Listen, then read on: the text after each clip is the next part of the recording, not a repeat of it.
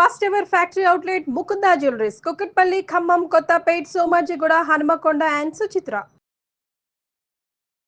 నమస్తే, మీరు చూస్తుంది సుమన్ టీవీ. నేను మీ కీర్తి. ఏప్రిల్ నెలలో ద్వాదశ రాశుల్లో భాగంగా 1 నుంచి 15వ తారీఖు వరకు వివిధ రాశుల వారికి ఎలా ఉంటుంది మనకు తెలియజేయడానికి మనతో పాటు ప్రముఖ ఆస్ట్రాలజర్ బ్రహ్మశ్రీ నందిబట్ల శ్రీహరి శర్మ గురువు గారు ఉన్నారు. నమస్తే గురుగారు. వాగర్థ వివ సంపృక్తౌ వాగర్థ ప్రతిపత్తయే జగతః పితరౌ వందే పార్వతీ పరమేశ్వరౌ ఆదిత్యాయ చ సోమాయ మంగళాయ బుధాయ చ గురుశుక్ర శనిభ్యశ్చ రాహవే కేతవే నమః. శృంగేరి జగద్గురు పీఠాధిపతులకి, కంచి పీఠాధిపతులకి నమస్కారములు తెలియజేసుకుంటూ కార్యక్రమాన్ని ప్రారంభిద్దాం. ద్వాదశ రాశులలో జన్మించినటువంటి వారికి ఏప్రిల్ మాసములో 1వ తారీఖు నుంచి 15వ తారీఖు వరకు ఏ విధంగా ఉండబోతుంది అనే విషయం తెలుసుకునే ముందు గ్రహస్థితి తెలుసుకుందాం.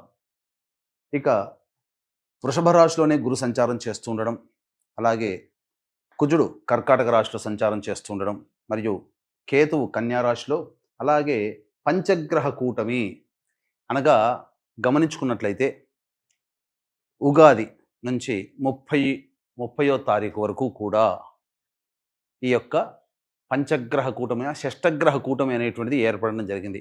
ఉగాది మరుసటి రోజు నుంచి ఈ పంచగ్రహ కూటమి అనేటువంటిది కంటిన్యూ అవుతుంది. కాబట్టి పంచగ్రహ కూటమిలలో భాగంగా రవి, బుధ, శుక్ర, శని, రాహు. కాబట్టి ఈ 5 గ్రహాలు అనేటువంటివి ఈ యొక్క మీనరాశిలోనే సంచారం చేస్తున్నాయి. ఈ కారణం చేత 12 రాశులలో జన్మించినటువంటి వారికి గ్రహస్థితిగతులు ఈ ఏప్రిల్ 1వ తారీఖు నుంచి 15వ తారీఖు వరకు ఏ విధంగా ఉండబోతుందో తెలుసుకుందాం. ప్రత్యేకించి మహిళలకి కూడా ఏ విధంగా ఉండబోతుందో తెలుసుకుందాం. సో ఫైనల్లీ ద్వాదశ రాశిలో భాగంగా మీన రాశి వారికి ఎలా ఉంటుంది ఏప్రిల్ 1 నుంచి 15వ తారీఖు వరకు తెలియజేయండి గురుగారు. ఇక ద్వాదశ రాశులలో భాగంగా చిట్ట చివరిదైనటువంటి 12వ రాశి మీనరాశిలో జన్మించినటువంటి వారికి ఏప్రిల్ 1వ తారీఖు నుంచి 15వ తారీఖు వరకు ఏ విధంగా ఉండబోతుంది అనేటువంటి విషయాల గురించి తెలుసుకునే ప్రయత్నం చేద్దాం. ఇక ముఖ్యంగా గమనించుకున్నట్లయితే ఈ యొక్క మీనరాశిలోనే మొన్నటి వరకు షష్టగ్రహ కూటమి, తదనంతరం ఈ యొక్క 15 రోజుల పాటు కూడా పంచగ్రహ కూటమి ప్రభావం అనేటువంటిది ఉంటుంది. తృతీయ స్థానంలో గురు సంచార ప్రభావము, కొత్త వ్యక్తుల యొక్క పరిచయము ఆనందదాయకంగా ఉంటుంది. సంవత్సరం మొదలవుతుంది, విశ్వావసునామ సంవత్సరం.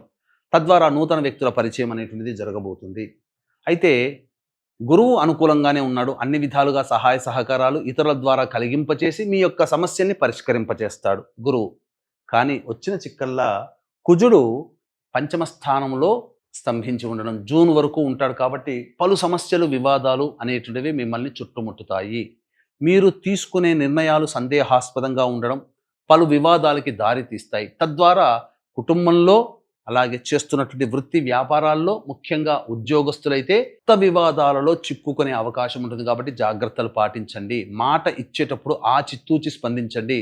ఒక్కటి మాత్రం గుర్తుపెట్టుకోండి, మీరు చేయాల్సిందల్లా కూడా చేసేటప్పుడు ప్రతి పని కూడా నమోదు చేసుకోండి. ఎక్కడో ఒక చోట మీరు నమోదు చేసుకోండి ఈరోజు జరిగిన సంఘటనలు. ఎందుకనంటే కుజ ప్రభావము మిమ్మల్ని లేనిపోని వివాదాల్లో భవిష్యత్తులో తీసుకువస్తుంది. ఆ వివాదాలకి నాది సమస్య కాదు, నాది పాత్ర లేదు అని చెప్పడానికి ఈ యొక్క రాసి పెట్టుకున్నటువంటి ఇన్ఫర్మేషనే మిమ్మల్ని ప్రమాదాల నుంచి గట్టెక్కిస్తుంది.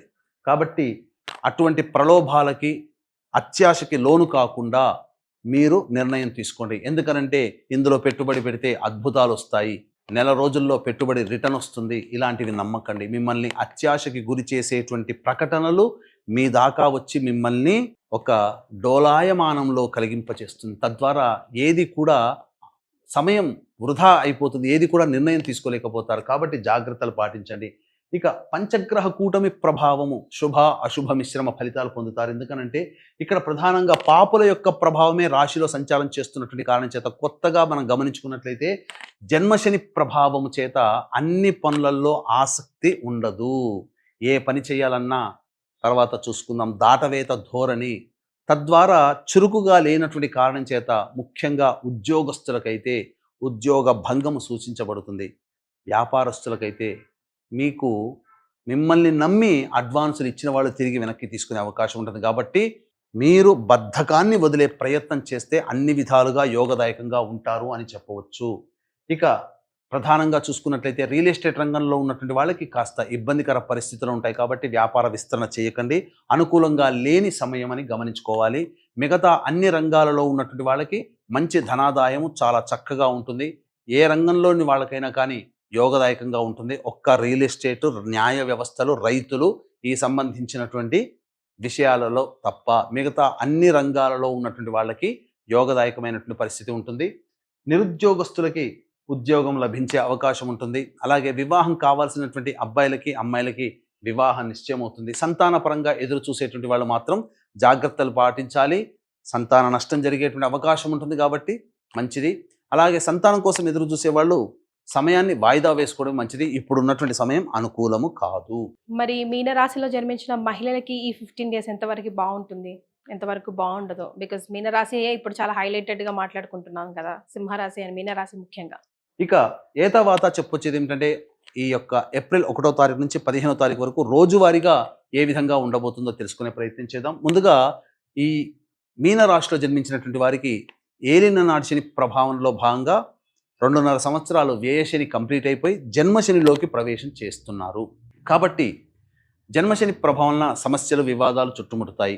కావున జాతకరీత్యా ఈ సంవత్సరం అంతా మందకుడిగా సాగుతుంది. కాబట్టి మీ యొక్క సంకల్పం నిర్విఘ్నంగా, నిరాటంకంగా నెరవేరాలి, మరియు మీ జాతకరీత్యా ఉన్నటువంటి దోషాలు తొలగిపోవాలి అని అనుకుంటే దీనికి సంబంధించి చక్కటి కార్యక్రమం ఏప్రిల్ 18వ తారీఖు రోజున కాశీక్షేత్రము కేంద్రంగా కాలభైరుని యొక్క అనుజ్ఞ అనుసారము సంకల్ప సిద్ధి, సర్వదోష నివారణ పూజలు, హోమాలు సంవత్సరం పాటు మీకు గోత్రనామాదులతో చేయించడం జరుగుతుంది. అవకాశం ఉన్న వాళ్ళు కార్యక్రమ తదనంతరం కాంటాక్ట్ చేసి మీ గోత్రనామాదులు నమోదు చేసుకోవచ్చు.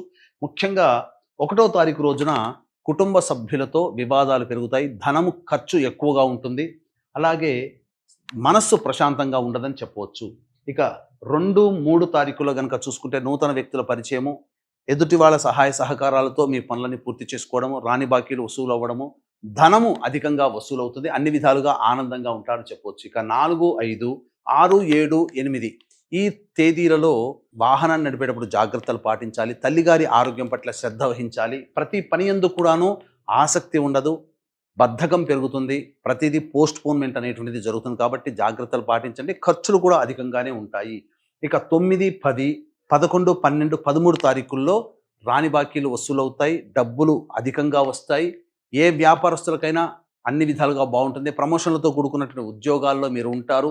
ఉద్యోగం కోరుకునేటువంటి వాళ్ళకి ఉద్యోగం లభించి తీరుతుంది. ఆనందదాయకంగా కుటుంబ సభ్యులతో విందులు వినోదాల్లో పాల్గొంటారని చెప్పవచ్చు. ఇక 14, 15 తారీఖుల్లో మాత్రం మీ ఆరోగ్యం పట్ల శ్రద్ధ వహించాలి. ఖర్చులు అధికంగా ఉంటాయి.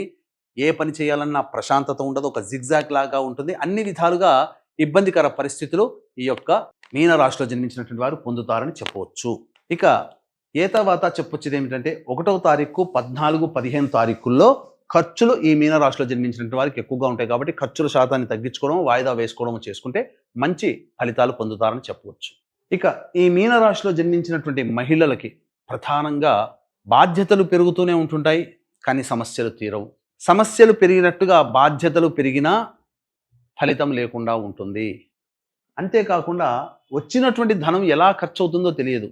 గృహిణులు అయితే తెచ్చిపెట్టుకున్నటువంటి శాలరీ అంతా కూడా ఖర్చు అయిపోతుంది. ఎక్కడికి ఖర్చు, ఏ విధంగా ఖర్చు అయిందో తెలియదు. ముఖ్యంగా మీ ఆరోగ్యం పట్ల శ్రద్ధ వహించాలి. అనారోగ్య సూచనలు గోచరమవుతున్నాయి.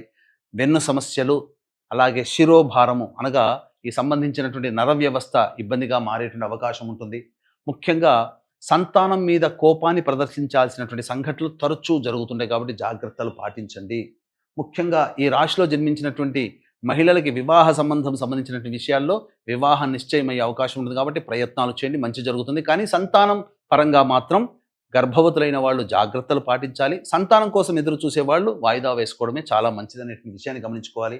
ఇక beauty parlour, boutique, ladies garments, readymade garments రంగంలో ఉన్నటువంటి వాళ్ళకి మాత్రం ధనాదాయము మిశ్రమంగా ఉంటుంది, అంతంత మాత్రంగానే ఉంటుంది. కాబట్టి కొత్త పెట్టుబడులు చేయకపోవడమే చాలా మేలనేటువంటి విషయాన్ని గమనించుకోవాలి.